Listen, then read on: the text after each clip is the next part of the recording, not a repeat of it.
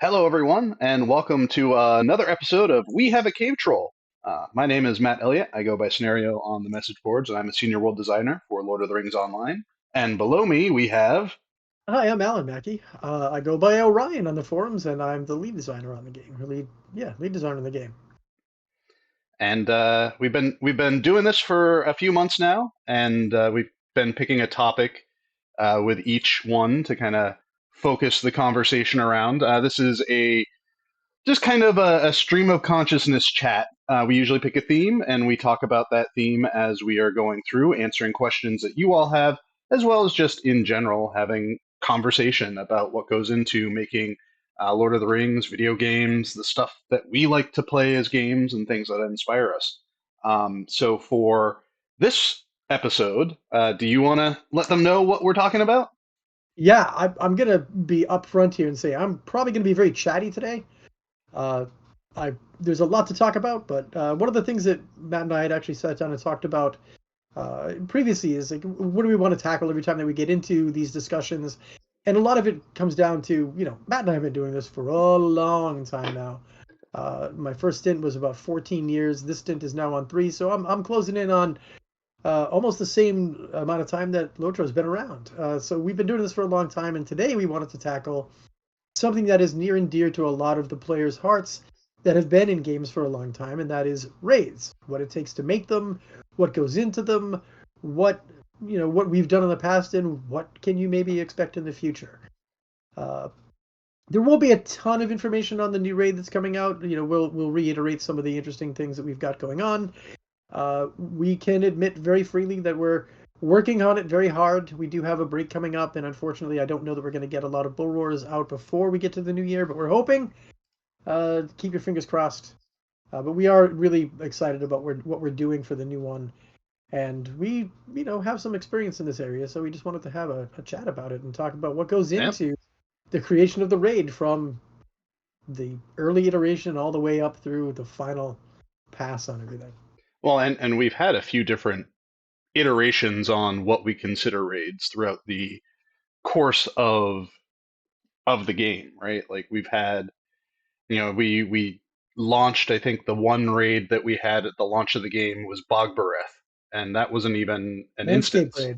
Yeah, it was Yeah, just that on that was a landscape. landscape raid, pure and utter chaos. I don't remember. I think I did the initial just like scripting together of it, where it was just like it's a spider, and at certain thresholds, it makes more spiders. Yep. And I think we didn't really know what we were doing with that. Like we had a sense of what we wanted to do with instances. We wanted to have some fun raid content that wasn't necessarily built around being challenge content necessarily. But I think Brogbereth grew beyond that because after my initial like it's a big spider, I think our content designers and systems designers went in and go, Matt, it's a big spider is not enough. Yep. Yeah, I think you're right. And it is funny. Like we can go back to the root of, let's go back even further, Matt. Let's go all the way back to Asheron's Call. Shard of Where the we both Herald. started, right? I'm going to go back to the one you and I both worked on, right? So we'll go back to Garland, Mm. right? Well, So I wasn't there for Garland. I I was thought but a you were. wee no, I came in right after Garland. I was but a wee player Oh, excited about the storyline and looking for my first job out of college. So I, I I think was I was there to play as a player with Garland. so. And You then were you were there for the second round of the Oathlight Queen. yeah, I Okay, was the Ulthoy arc is I came in right after Garland. all And right. the So Ulthoy so arc. Garland. So Garland was my first big raid where we put together like all the different aspects of it, and the Harbinger and all that. I know you know. I guess it was somebody else that did the Harbinger. That's right. It was Uh, Greg Bro Greg did Bro. the Yeah. Harbinger, and then Greg was for a while was the art lead, and I was the artist on the team. And then I forget he went. I think he went back to work on Mio slash Lord of the Rings, I and think I he stuck did. around Yeah. on Lotro or on AC, and then ostensibly became the art director for that. Yep. Um, Yeah, I remember that. That was an interesting time. Are you going to be shut down? You're not going to be shut down. You're going to be shut down. You're not going to be shut down. But yeah, like but even back then we had a notion for what raids were, and I mean when you think about it, the way that raids have transformed and kind of grown and and evolved over the years, just in the industry as a whole. Like it used to be, so many people could get involved inside of them. I mean, Garland had to be Mm, this overpowered monster that we knew we'd have somewhere between 40 and 100 people going in to fight at any given time. On the initial runs, I think it was higher. Like our servers back on AC, I mean, much lower poly counts, much lower vert counts, tons and tons of much less complex much less characters complex as far as physics and like everything. their Yeah, footprint. yeah. It was a very different game, so we were able to have a lot more people inside of that space. But yeah, like that's where we started, and I think when we got to Lord of the Rings, our first instances, if we really go back and take a look at them, like the initial version of the Red Maid, where I don't know if you remember, but me and Lawrence Hmm. were pitted against one another to determine what the instances of Lotra would be, and I put together the Red Maid as my prototype, and uh, Lawrence put together his prototype, which was a public instance where multiple people could be inside of it, and eventually turned into the outline for what became Goblin Town. Hmm. Um, but not in obviously not in the same way that it was implemented at the end of things. But when we did that, looking back on it, really the Red Maid was kind of our first raid, just in terms of the length of it and how many bosses there were and how it was constructed. I think at the time, if players want to go back and look at where things were in the industry at that time, uh, the new hotness in the 400-pound gorilla at that point was Zul Garub, and some of the not like the fights themselves, but some of the flow kind of was drawn in from the way that Zul Garub was, which meant that when you looked at the Red Maid and you played the Red Maid, it was a slog because we made this really long space that had a lot of switchbacks and cutbacks and bosses that you had to deal with and sub bosses that you had to deal with that were probably longer than they really needed to be.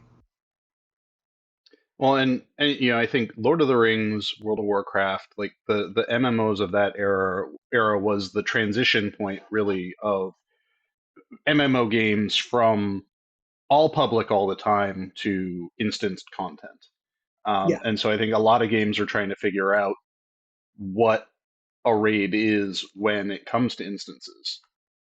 We tied our first instanced raid into the storyline pretty heavily, we did. Yeah, with Helagrod, and I think that like that helps anchor the the Rift, characters. the Rift The before Rift was Hellground, right? no Helagrod came out first. Helagrod was first, and then the Rift was a Oh, I'm so it was like misremembering we that. we launched the game, then there was Helagrod, then there was the Rift. All right, how Helagrod something came really comes out true. pretty soon after the launch of Okay. the Oh yeah, game, you're right. You're right. You're but right. it was not available at the launch. But we used the epic story to introduce the characters Yeah, that I mean, honestly, we used the epic story from the very beginning of the game to introduce the characters that you would be encountering in raid content, um, yeah. I and mean, allowing players that didn't want to compete in that content to kind of feel like they were able to beat those villains outside of the raid experience before, and then nope, you got to go actually defeat them for realsies in the raid. yeah. I mean, when you look at how raids have evolved, we started what at 24 people, Mm. and now we've scaled it back to 12. I mean, Well, and there, and there they comes used to to a be point. all single big spaces, right? It was like Yeah, a yeah. a raid was going to take you 8 hours, 10 hours to Oh go God, through yeah. and do, The and slog. and I think that was a lot of holdover from the prior concept of what MMO content was about. Yeah, Like and what a the, raid really constituted, right? I mean, it was. and what the target audience was. Like, oh, Yeah, these are college kids that don't have any time, they don't have anything to do in their evenings but sit down and play video games. So we can make them play for 6, 8, 10, 12 hours. I we were there remember once. I remember getting yelled at by Ryan Bednar, who was the world lead at the time, because I was doing a BlackRock Spire raid during the middle of the day. Oh yeah, oh yeah. We were gonna do a wing of it. My group, my clan, and I were gonna do a wing of it. So we just like did that bit. And he's like, why are you playing this? You have bugs to fix. Yeah, no, we started off really with that high count of players, and I think over time it just became from an industry standard the number of players that one can really manage and maintain for a period of time, you know, is it ends around 12. Like Yeah, when you go higher than that, it becomes more and more cumbersome. And when somebody doesn't know their role or something is built out that way, it can be really difficult. I think that's why you've seen a lot of the games move away from those massive raids. And there's that's not to say that there isn't some nostalgia for that. But I just think that over time we moved away from that. And I know that when we sat down uh, specifically for the Rift, and we handed off different portions of that. We spread that out. I think it was three designers that worked on that yeah. space. I think it was Well, because Paul and it was four distinct interiors, I yeah, think, yeah, yeah. and We had that was multiple. intentionally done so that we could work in parallel. Yes, and Uh, that's that's kind of where we're returning to now with the newest raid that we're working on too. Is that we have the capacity to have a three of us working on this that in parallel, so we don't step on each other's toes and we don't end up taking anything away from the different spaces that we're working on. And it creates a different set of problems, not necessarily the same set of problems of all working inside of the same space. Um, and normally because of how small the team size is at this point, it really does typically fall to one person to handle most of that. But raids aren't something you can just say one person works on, right? I mean, there's yeah, a lot that goes into it, and I think it starts probably the formative stage starts where there's just a handful of people that sit down and start talking about the different aspects that go into it. Whether that's in our case, it's you, me, Chris, Bob, uh, in this particular case, Matt, Jeremiah, and Aiden, right, to sit down and figure yep, out what is it that we're looking at, and then of course we have to run all this stuff by Jeff too, because we want to make sure because we do still tie a lot of the story aspects into this, and especially in the new raid where we're using some pretty high profile lore characters to assist inside of the spaces. We want to make sure that we're maintaining the cohesion to the story that Jeff is working on and the cohesion that we're all working on story wise. But I mean, that's how we come up with those initial ideas, and then we hand off what our and here's the fun part, right? This is where you get to be the creative aspect of what you do, because we pretty much just hand you here, make this size shell, right? well, I mean that's something that's changed a lot too because as we talk about the size of a raid going from 24 people down to 12 and then further like breaking that down into okay, how much time does this wing of it take and whatnot. it it forces initially the designers to think a little bit more about how long they want a space to take, what the actual like physical size and shape. Because one of the things that's always been challenging about instance design, often when the world team gets the handoff of like, okay, here's our rough Visio map of what we want, while the world team has a very specific notion of what scale is in the world, not every designer has that understanding of how big a space that is 40 meters by 40 meters actually is. And we've run into issues in the past where we've gotten that handoff of a map and there's been no like dimensionality to it at all on the map, no scale reference or anything. So we just are just kind of like, okay, they say build this and they're like, okay, I'm going to build it with these pieces, and because this piece is this base scale, that means that the rest of the dungeon is going to end up being this scale. And then we hand it back to the designers and they're like, this is too big, we need these rooms to be smaller, we need this to be smaller, we need like these obstructions moved out of the way. And so I think it's seen, at least within the last like year and a half or so, we've seen a change towards that initial handoff to world try to be much more precise, at least in the major encounter spaces. There's less worry or less concern over how long like the connecting areas are between bosses. Yeah, but we in order to avoid us having to like go through and revise and re-revise and re-revise because we're always working so fast, um, we've kind of pushed on this like define specifically the dimensions of your boss arena so that we can make it work like this and not have to rework things. And because reworking a single room can sometimes cause the entire dungeon to then also have to be reworked yeah, in order to make it fit. Especially since the world team itself has been leaning more towards modular piece design as opposed to dungeon cell meshes, where we will take like floor pieces, wall pieces, and kind of create a bespoke space using those pieces instead of taking a cell mesh, which is a set of dimensions, and building them with that, because that gives us the ability to build a space without needing to have a base wall basically created for yeah, us to work with. yeah. Like we work in 10 by 10 grids now so much more than we used to Certainly because made things easier, we have right? well we have 15 years worth of assets to do all of that Yeah, work in too. So definitely is a help. I know for this particular upcoming raid that there's a lot of there's probably going to be a lot of questions as to how it ended up being the way that it is, being that the first two wings are kind of the more twisty passages that lead into mhm. the big encounter spaces, and then the final inner sanctum fight is more, one moderate room with a short transition to the next bigger room, right? And it's But they're all cool looking. oh, they are. I mean, we're doing some interesting things inside of them, right? We're trying to make it we're trying to make it more of an atmospheric experience. I think, and certainly the one that I'm working on right now, um, to try to capture that. And the Makta raid wasn't as you know awesome as I wanted it to be.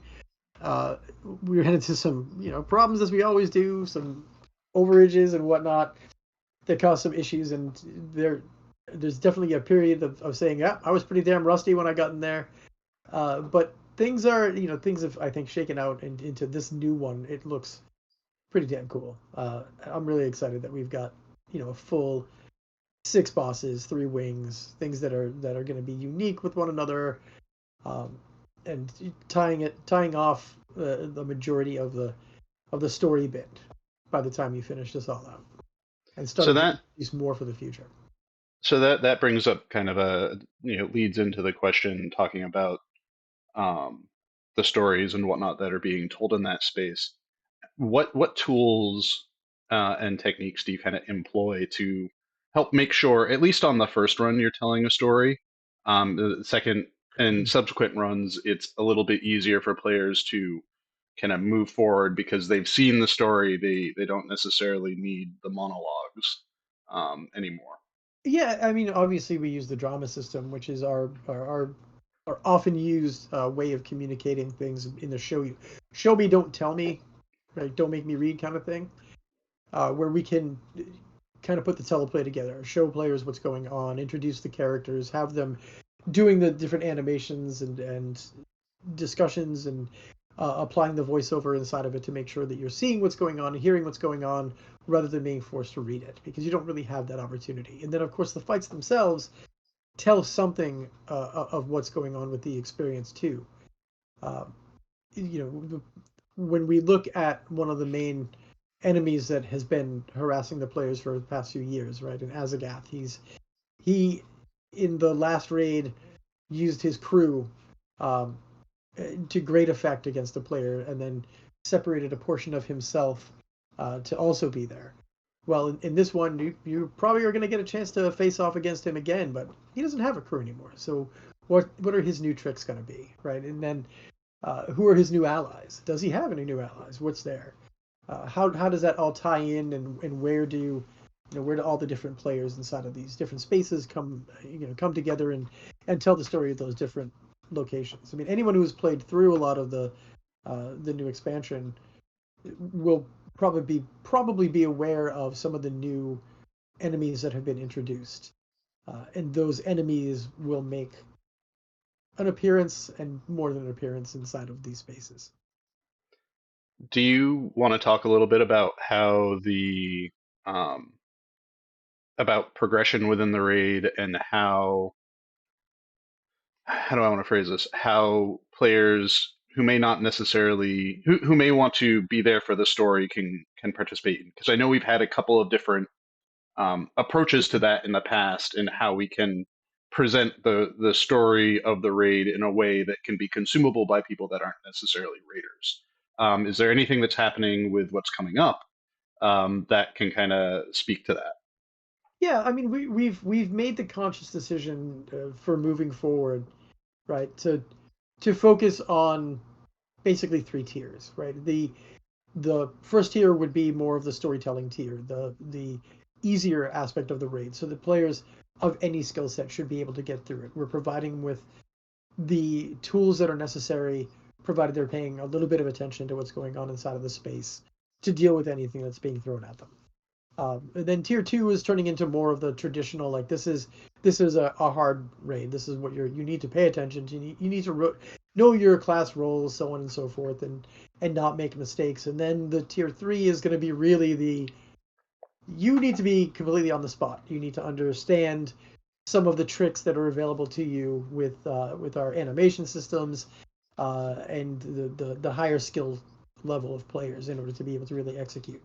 So we want to make that first tier really accessible to folks so that they have the ability to play through, see the stories, understand what's happening, and really get that final capstone on the overall experience that they've just gone through from a storytelling standpoint from the earlier part of the expansion pack.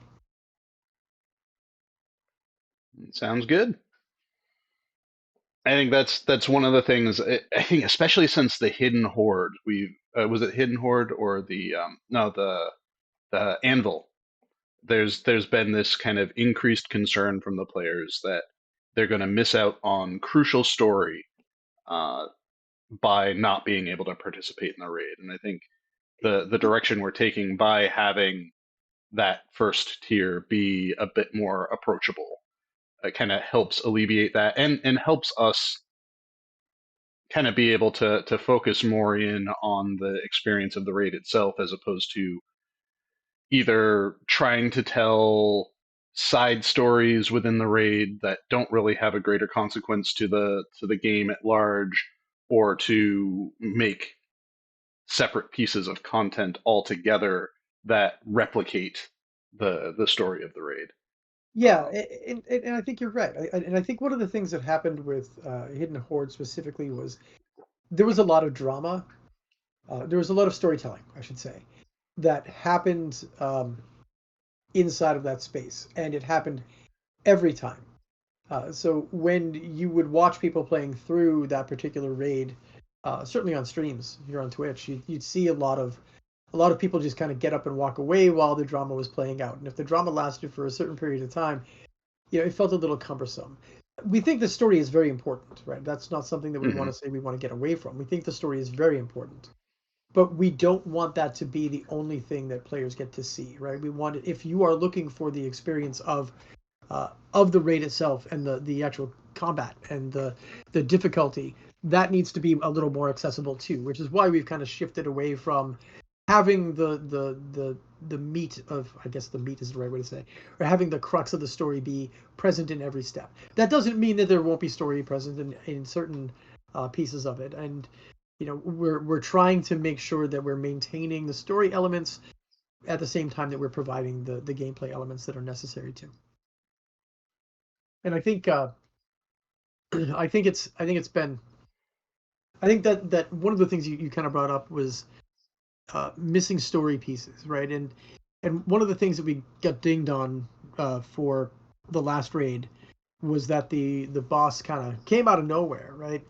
The Mhm. the little hints that were kind of splashed all over Umbar with tentacles in the water and things that were visible off of shore didn't really give as much of an obvious twist that there was something uh, very Watcher like being somewhere near the Umbar Bay. So when the players went into Mach Corbo, it was kind of like oh, this is weird. Now I can't say for certain that there won't be another weird moment like that, or if there are other weird moments like that inside of the new raid, but there are pieces that are peppered throughout the experience that should, and when I say the experience, I mean the experience as the of the expansion as a whole, that should lead you to understand that this was all building up to something bigger. There's more out there that is hidden than there is revealed, and that's kind of what we're trying to do is start to see the future, and start to tell those stories that will come up as we continue to progress the game overall. Yeah, I think, and to some degree, that's on Made of Lions to kind of build some of that stuff up, which I think he did. He did Yeah, in this instance for these yeah, instances. yeah. I think we've done a pretty good job of seeding,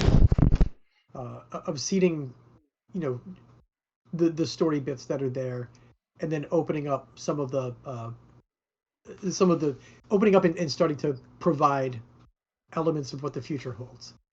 There is a reason that this is the legacy of Morgoth, right? There's a reason for that. So what is that reason? Well, you're probably gonna find out.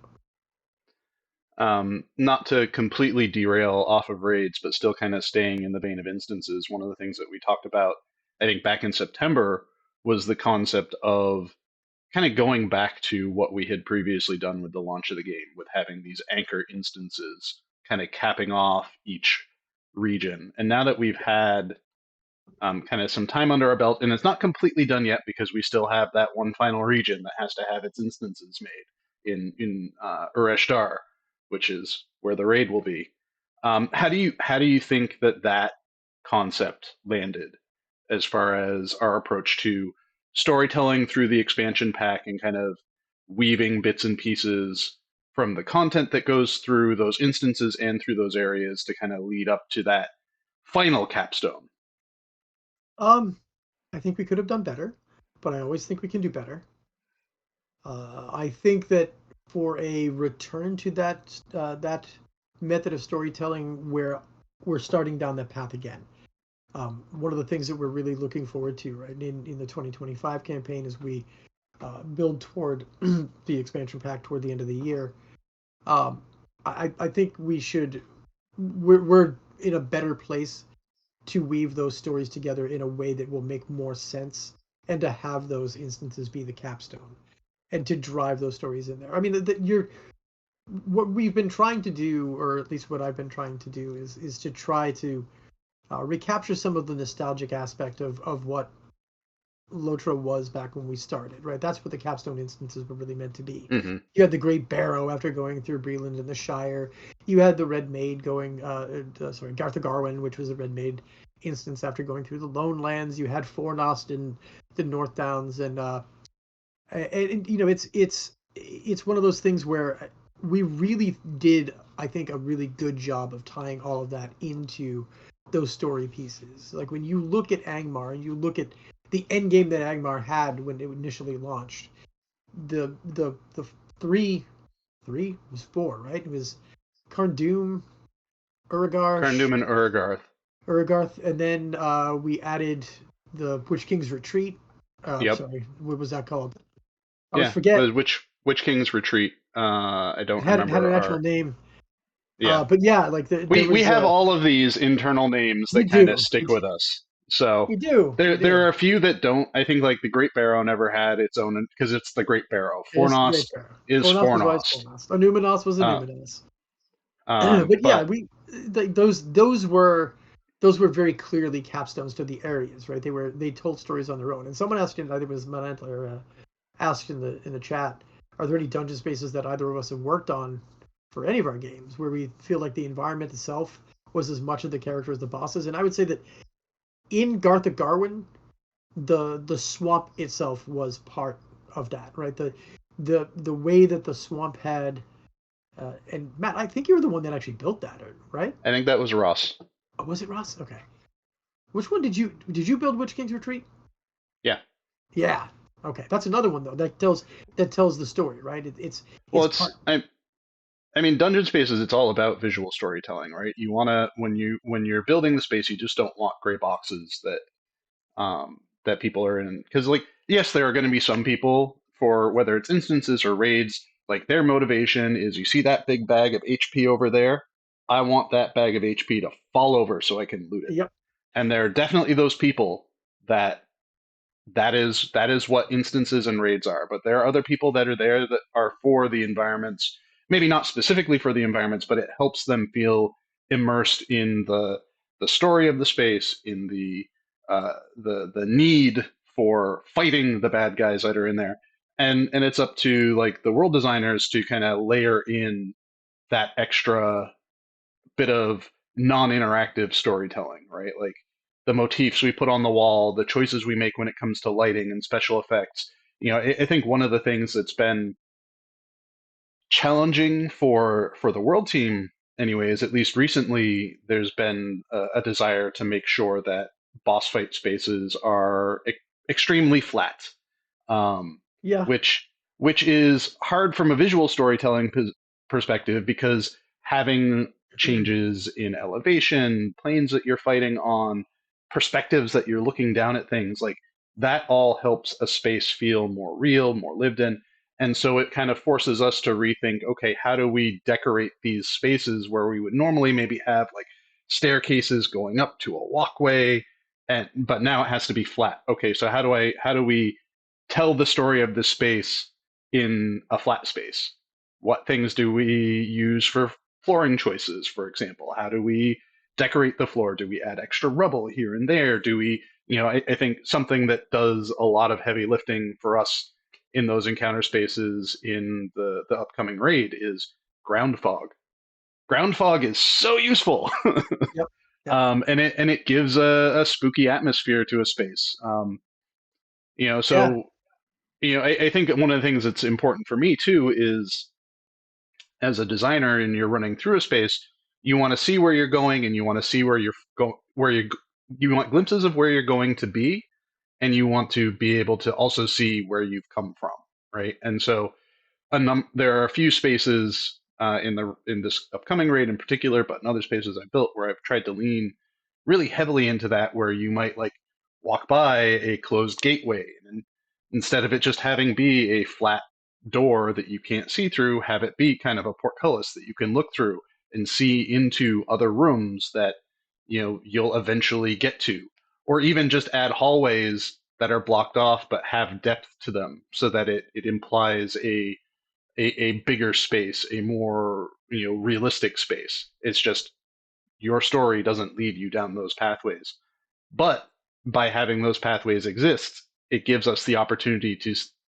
either tease the player that there could be more down that way, maybe another time, or we could actually implement that kind of expansion to those spaces in the future if we so desire. Oh, I mean, or sometimes it inspires somebody like me to look at what you built and say, "Oh, I can actually use that space now in a way that Yeah.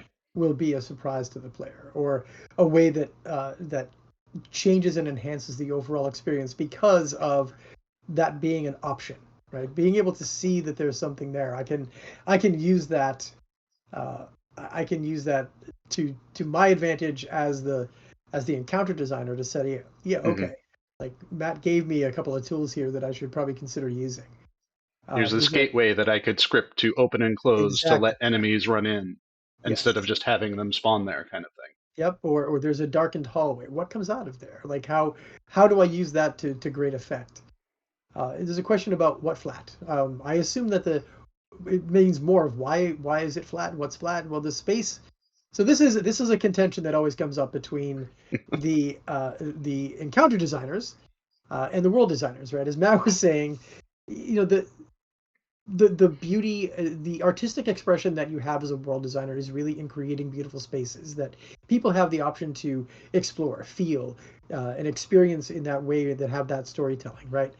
And the way that we look at things as encounter designers is we just want a flat space where people can't perch, get hooked on any of the environment, um, drag our mobs onto to have them Yep. suddenly go into anti-exploit, or to get stuck where they can just be, beat on mercilessly where there's nothing that actually happens.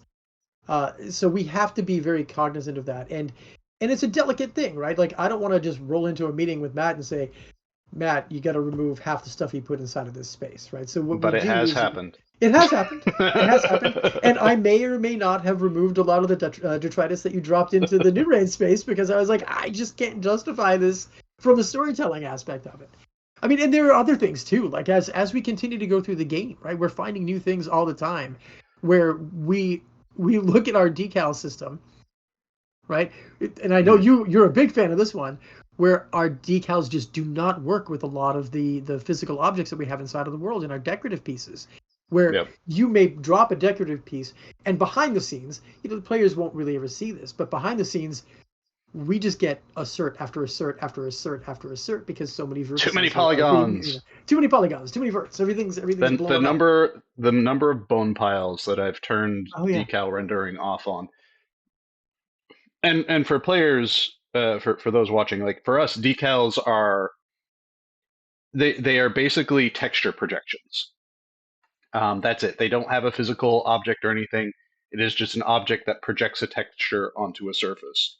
But if that surface is too geometrically complex, our engine doesn't really like that. Um, so things like bone piles, very complex. That will that will result in ignorable errors, but still errors that are coming into the space. And a lot of what Alan is talking about when it comes to us needing to have these kind of more linear arenas, we'll call them that, uh, in terms of the physical shape, it isn't even really necessarily due to a desire from any of the designers to have less interesting spaces, more like flat and simple spaces.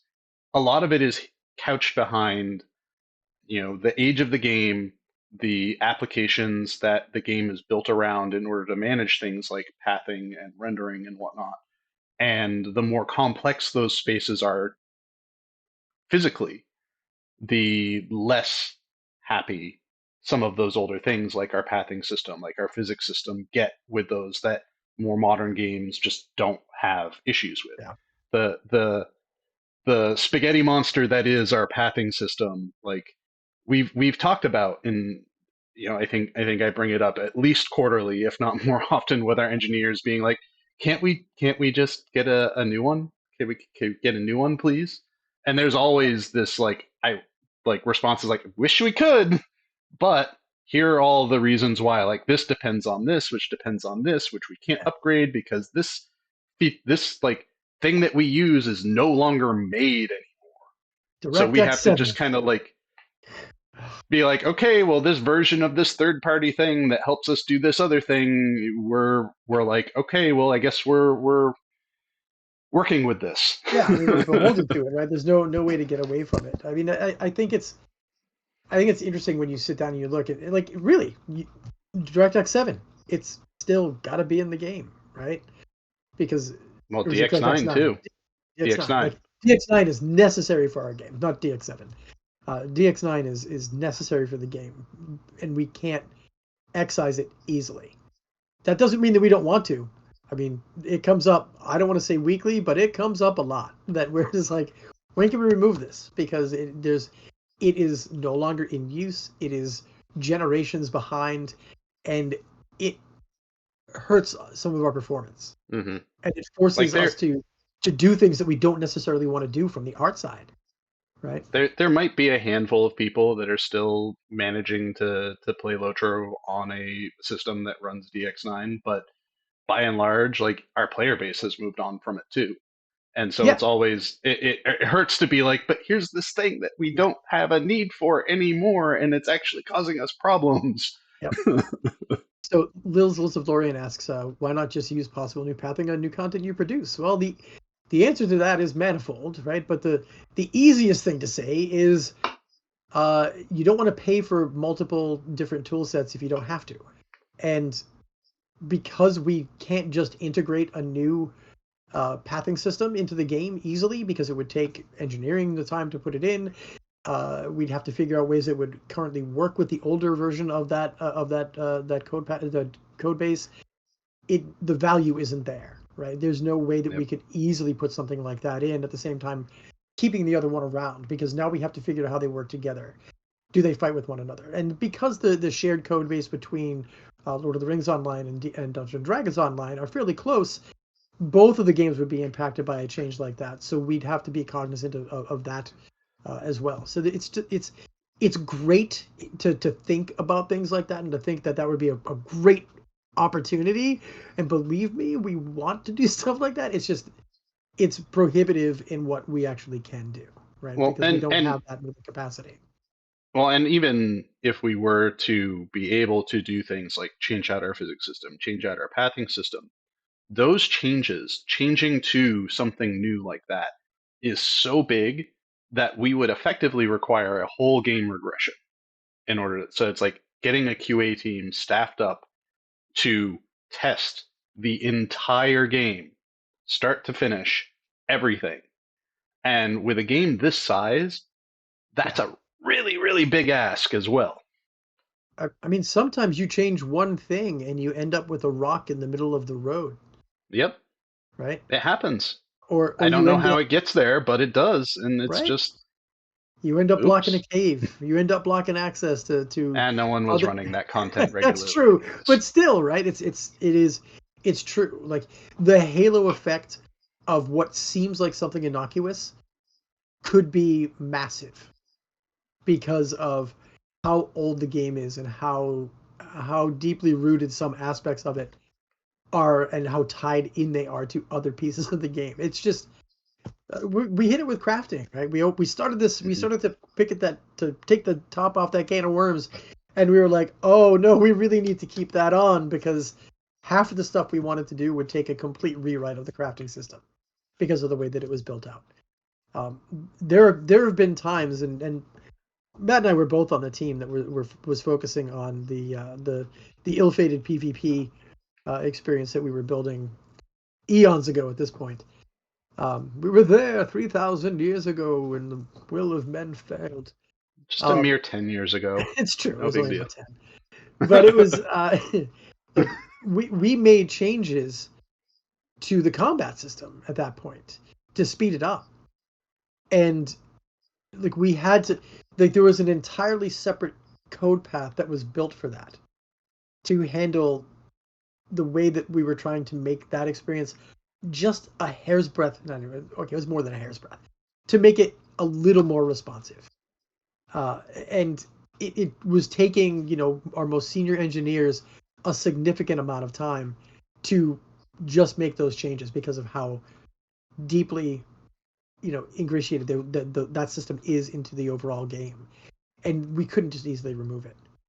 I'm gonna I, answer. I'm gonna answer Toadster real quick. That is a far off in the future thing that ties into the the the element that Matt and I discuss a lot when we say what things question about was the it? Oh, future. the pipeweed The rework pipeweed thing? thing, yeah, yeah. Hmm. That's tied into the super secret thing that you and I have never spoken about ever. I did see some comments about the rock and how it's now a housing decoration. Perhaps I need to make Nona's doorstop uh, and get That that would be added good. in at some point That'd be soon too. good. Yeah, yeah. We should um, definitely do that. so let's see. Maybe we should take a look and see if there are any other questions because I think we've addressed some.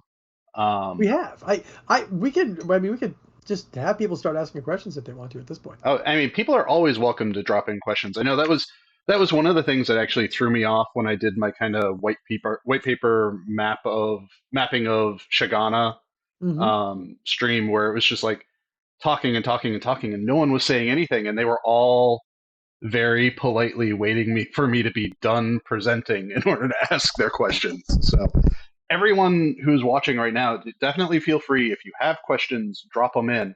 We're like we said at the top of this, we're talking about things like raids.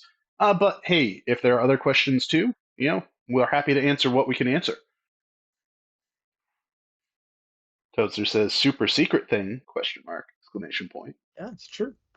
I mean, we're Super, always working super on secret super thing. secret things. Like We are. that is this time of year at least. And I know you're busy with raid stuff, but this time of year is often when I get my side project time, It's which true, is and you which is are usually a working. housing neighborhood, but someone else is working on that right now.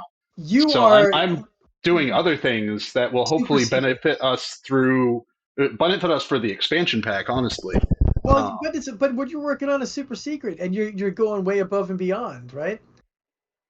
Right? You are. I know you are. eventually. Yeah, Right, I know you right now it's still within my wheelhouse, so I wouldn't say it's above and beyond. But are. I got to I'm learn the scripting system a bit more, so that was fun.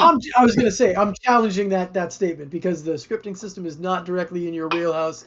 You stepped It's firmly outside of it, and you're it's learning something new.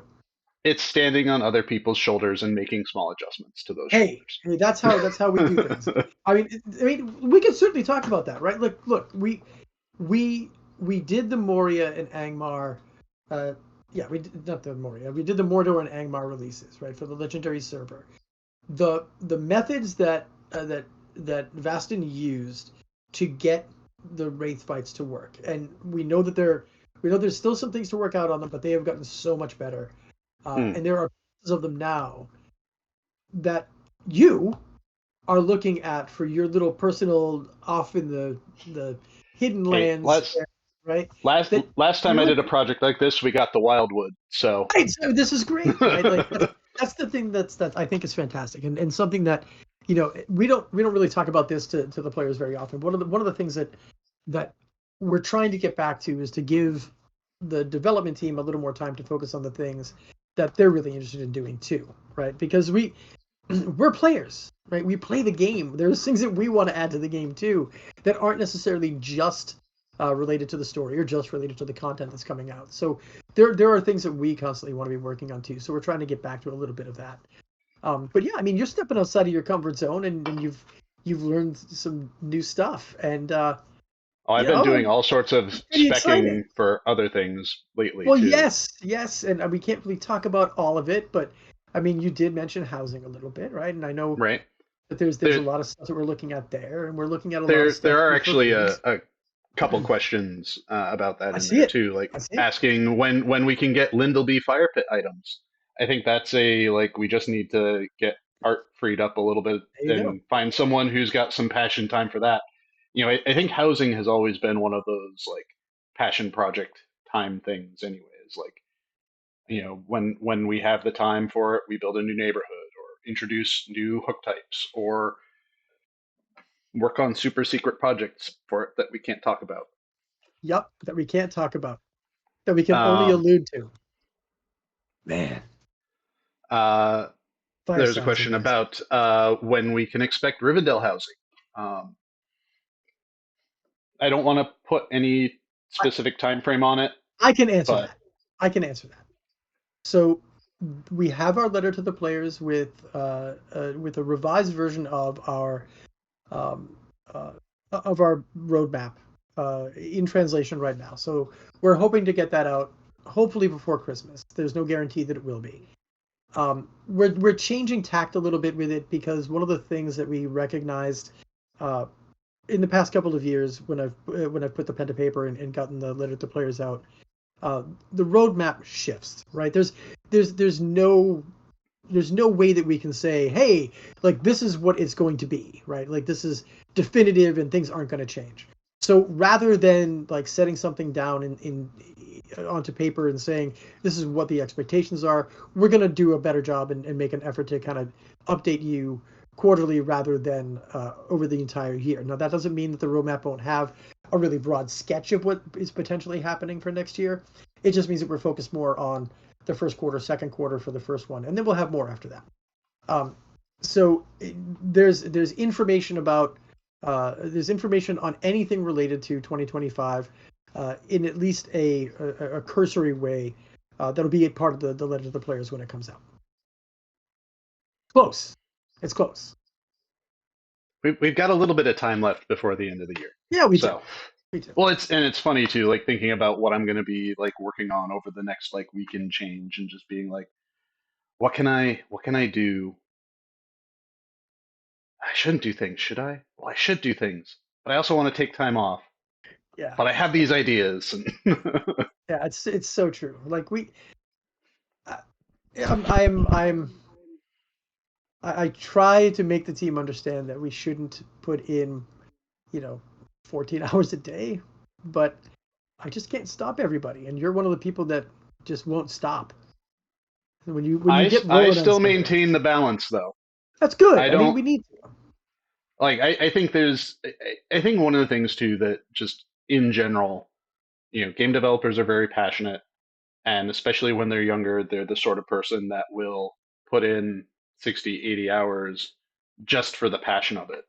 Hmm. And we both experienced this as we Oh got God, yeah, older and had families. We're just like, okay, well, this whole passion thing is great, but I also value time when I'm not working. yeah, And so it's something that can take a while for someone to kind of adjust to. And the trick is finding places to work at that won't abuse that passion, yeah, um, which I think yeah. we've done. Yeah, I think we're certainly at least trying to, right? I mean, and the other thing is that we need to right size it, right? We Yeah, can't we can't continuously put in 16 hours a day and expect that the amount of work that you're doing in that period of time to be commensurate to what the expectation should be. And that's, that's a balancing act, right? We have to be careful with stuff like that. So Carissa asked, all right, so Toadster asked how we're doing. I don't want to say, right? Because I've had a miserable couple of weeks since I got in a car accident right before Thanksgiving, but I wasn't hurt. It was just stuff that got lost, so no big deal. But yeah, I just found out today my car got totaled. Man, that sucks. Um, but woohoo, it new was just one car. of those things. No, not new car. I got to get a used one. But whatever. Like there's always things going on in other people's lives, right? So on the whole, though, I'm chill, right? Like it's not going to keep you down. You got to keep moving forward, one foot in front of the other.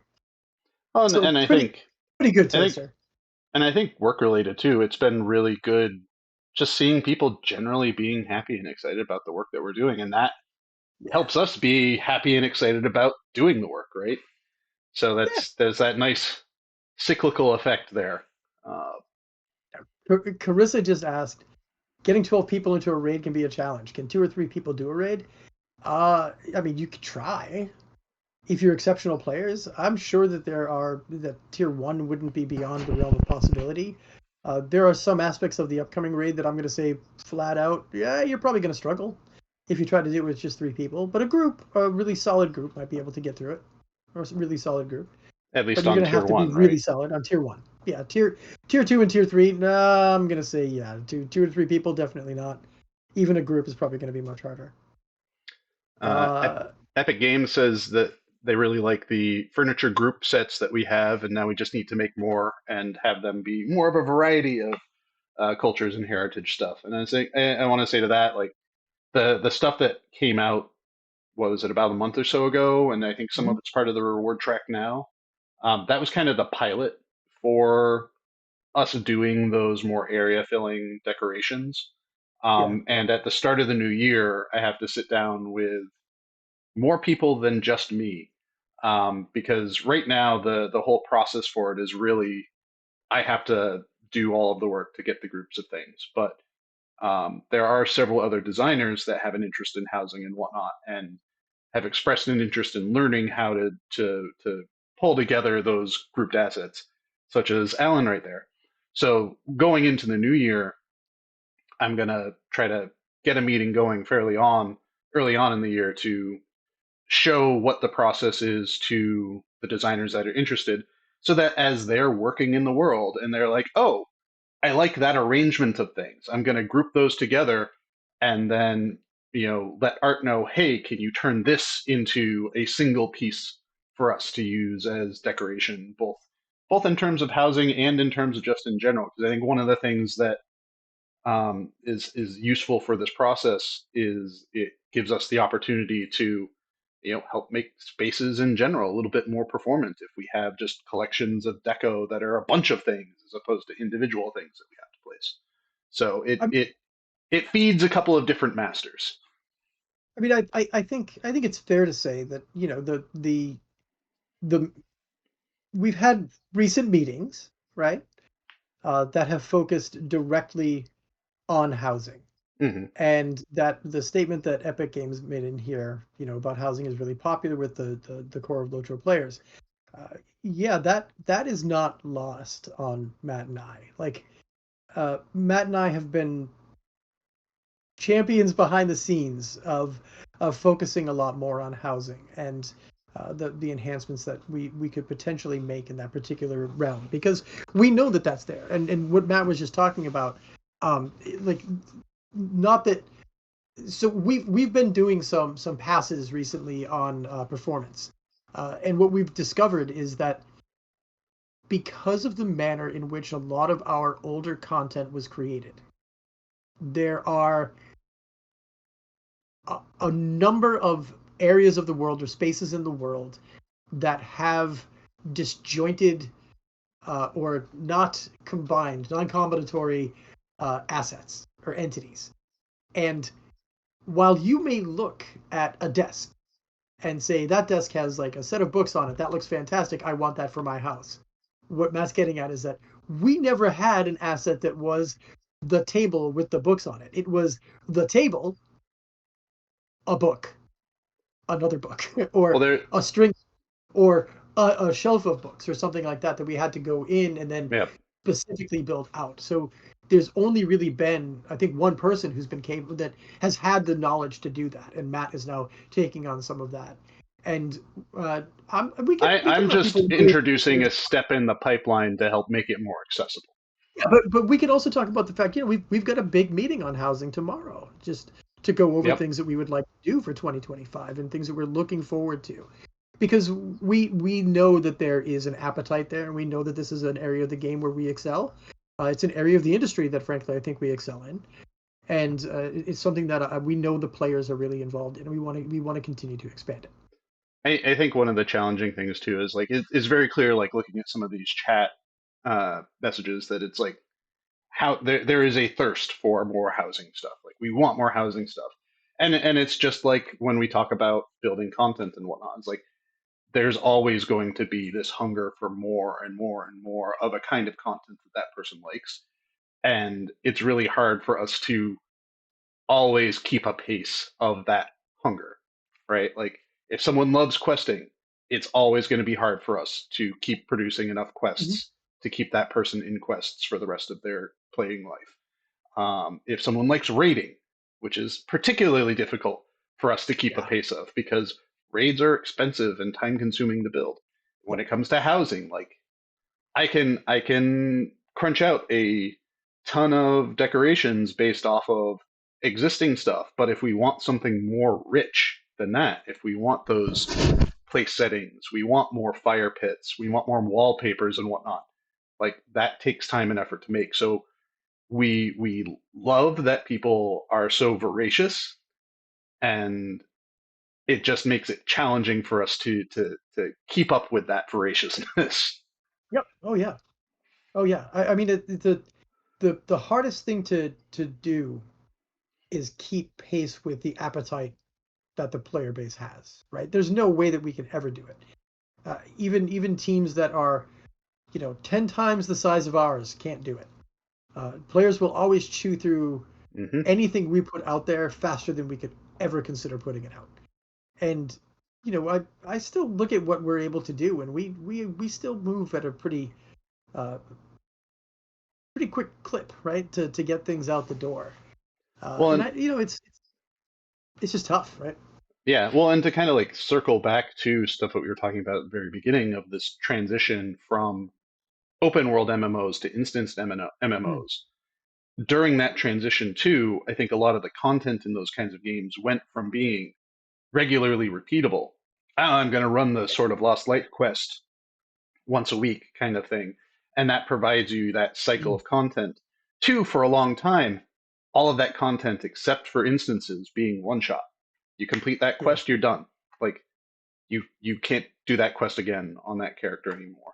Or even, I mean, even in instances, like once you've run it and you've got all the rewards you want, like why do I run this again kind of thing. And I think we've made some strides in trying to allow for more repeatable content. as the game has grown. And I think it's become a bigger emphasis of what we've been doing Yeah. year over year. Like each year, I feel like we've grown the repeatable offerings that we have. And so that kind of like, again, it's another like nostalgia trip back to the way things used to be. Yep. But I hope we're capturing everything that we're looking for as we move forward too. I mean, so I feel good. Like this is I feel really good about I feel really good about 2025 where we're headed and mhm. 2026 and beyond. Like I think we've got the plan in place. I think we now just need to execute a little bit better and we'll be solid. I'm Uh, going to be starting work on the 2025 hype maps next week. yeah, So I know, right? So Lil's just asked a question about how the current rate is coming along. okay, I'm gonna so be honest. before you answer Time, that, time. we are at 401, so we want to wrap up. So go ahead. No, I was just gonna say, it's slower than I wanted it to be. We're still hopeful that it comes out super early in the year. We are gonna have to have some tough decisions because we do have a break coming up. Um, so we're working on it and we're doing our absolute best to get it out as quickly as possible. Um, but yeah, we are at time, and it's hey, it's coming. Yeah. So It's I ambitious. think I think if there's anything left to say, it would just be that for the raid, anyways. I think we are planning to have a first look bull roar at some point soon, or Uh, some it, portions of it. Maybe it might not make it though. We have to have a discussion. We're But trying. We're trying. the We're really trying. the plan is to have several bull roars for it. So expect Yes. announcements for that coming up soon. Enough Since enough bull roars that we get the balance right on this one. so Definitely. yeah. All right. Well, I think that does it for us. Our last we have a cave troll of the year. That's Um, right. That's yeah, crazy. we're moving into the holidays. We're all going to take our breaks, and then we'll come back fresh and bright eyed for 2025. We've got update 43 coming up at the beginning of the new year. We've got my next casual stroll. We've got our next we have a cave troll. It'll be here before you all know it. So thank you Right. everyone for hanging out with us, indulging our meandering conversation about raids into housing, back into Into raids, housing. into questing, and um, but yeah, any last words to send out the new year, Orion? No, just have a happy set of holidays, everyone, and we'll see you in the beginning of next year. And stay tuned with it because we know that the letter to the players is on its way. Awesome. Well, have a great new year, everyone. Hope everyone has a great and relaxing holiday, and we will see you all in 2025. Take care, all.